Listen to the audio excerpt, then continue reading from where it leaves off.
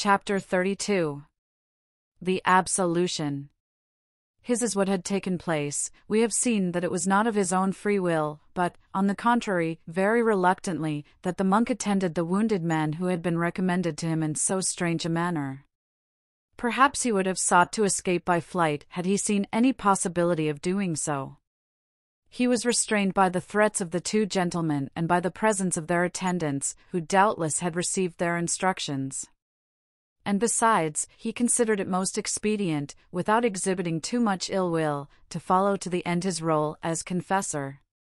The monk entered the chamber and approached the bed of the wounded man. The executioner searched his face with the quick glance peculiar to those who are about to die and have no time to lose. He made a movement of surprise and said, "Father, you are very young." "Men who bear my robe have no age," replied the monk, dryly. "Alas, speak to me more gently, Father, in my last moments I need a friend." "Do you suffer much?" asked the monk. "Yes, but in my soul much more than in my body." "We will save your soul," said the young man, "but are you really the executioner of Bethune, as these people say?" "That is to say," eagerly replied the wounded man, who doubtless feared that the name of executioner would take from him the last help that he could claim, "that is to say, I was, but am no longer. It is 15 years since I gave up the office. I still assist at executions, but no longer strike the blow myself, no, indeed." "You have, then, a repugnance to your profession?"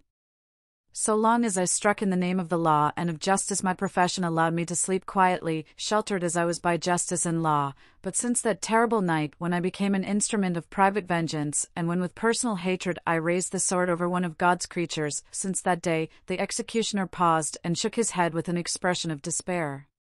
"Tell me about it," said the monk, who, sitting on the foot of the bed, began to be interested in a story so strangely introduced. "Ah," cried the dying man, with all the effusiveness of a grief declared after long suppression, "ah! I have sought to stifle remorse by 20 years of good deeds. I have assuaged the natural ferocity of those who shed blood. On every occasion I have exposed my life to save those who were in danger, and I have preserved lives in exchange for that I took away. That is not all. The money gained in the exercise of my profession I have distributed to the poor. I have been assiduous in attending church, and those who formerly fled from me have become accustomed to seeing me. All have forgiven me, some have even loved me, but I think that God has not pardoned me, for the memory of that execution pursues me constantly, and every night I see that woman's ghost rising before me." "A woman! You have assassinated a woman, then?" cried the monk. "You also," exclaimed the executioner, "you use that word which sounds ever in my ears, assassinated." "I have assassinated, then, and not executed. I am an assassin, then, and not an officer of justice," and he closed his eyes with a groan. The monk doubtless feared that he would die without saying more, for he exclaimed eagerly, "Go on, I know nothing, as yet. When you have finished your story, God and I will judge." "Oh, Father," continued the executioner, without opening his eyes, as if he feared on opening them to see some frightful object, "it is especially when night comes on and when I have to cross a river, that this terror which I have been unable to conquer comes upon me. It then seems as if my hand grew heavy, as if the cutlass was still in its grasp, as if the water had the color of blood, and all the voices of nature, the whispering of the trees, the murmur of the wind, the lapping of the wave, united in a voice tearful, despairing, terrible, crying to me, 'Place for the justice of God.'" "Delirium," murmured the monk, shaking his head. The executioner opened his eyes, turned toward the young man, and grasped his arm. "Delirium," he repeated, "delirium, do you say?" "Oh, no! I remember too well. It was evening, I had thrown the body into the river, and those words, which my remorse repeats to me, are those which I in my pride pronounced. After being the instrument of human justice, I aspired to be that of the justice of God. But let me see, how was it done?" "Speak," said the monk. "It was at night. A man came to me and showed me an order, and I followed him. 4 other noblemen awaited me. They led me away masked. I reserved the right of refusing if the office they required of me should seem unjust. We traveled 5 or 6 leagues, serious, silent, and almost without speaking. At length, through the window of a little hut, they showed me a woman sitting, leaning on a table, and said, "There is the person to be executed." "Horrible," said the monk. "And you obeyed?" "Father, that woman was a monster.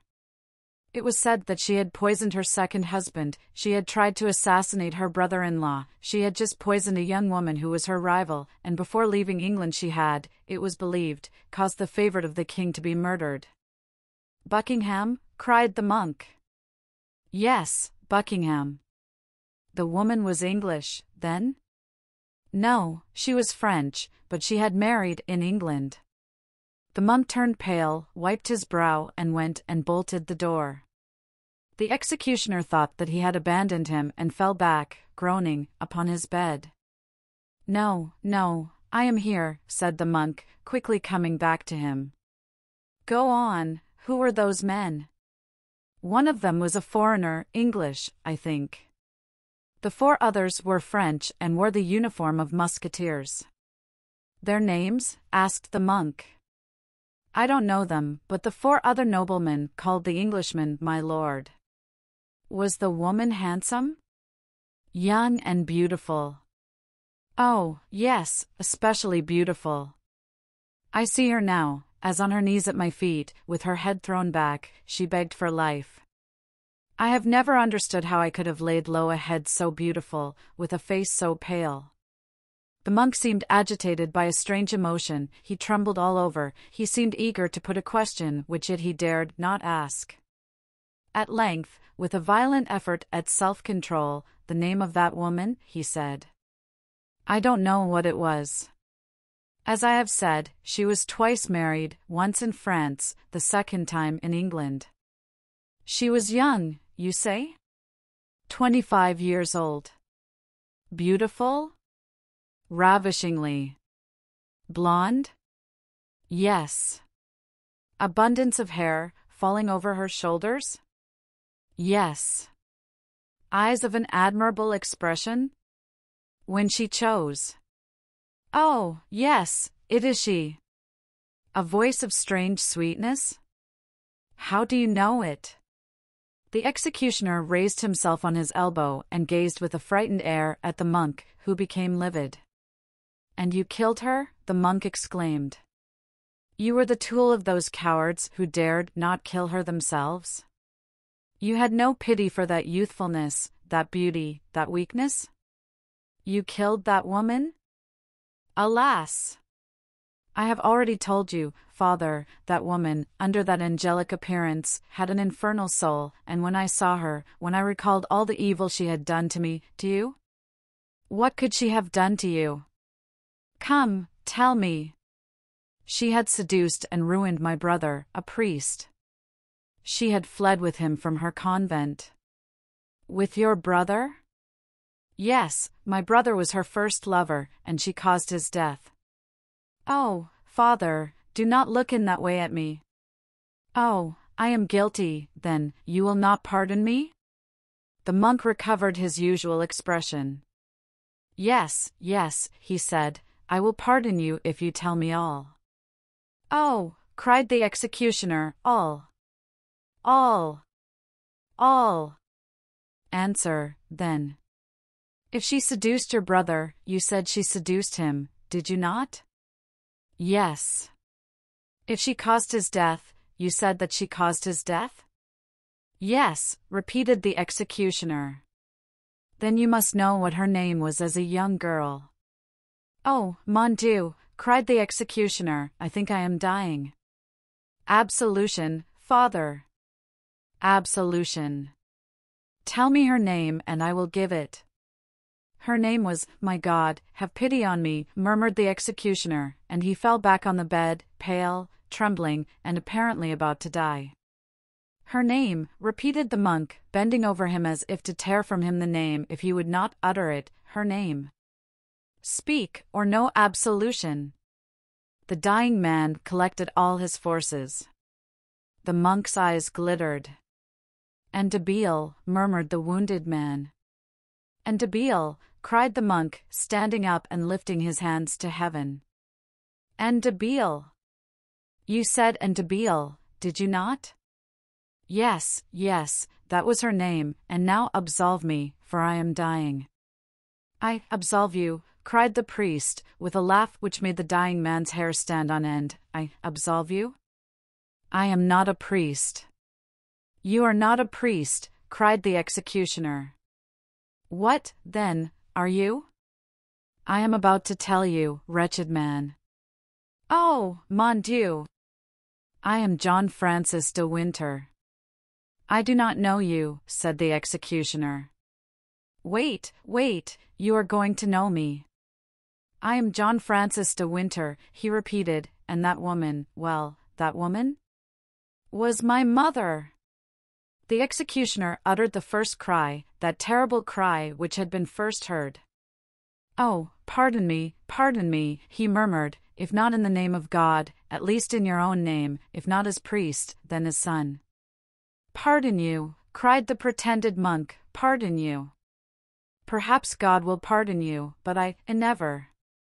For pity's sake, said the executioner, extending his arms. No pity for him who had no pity.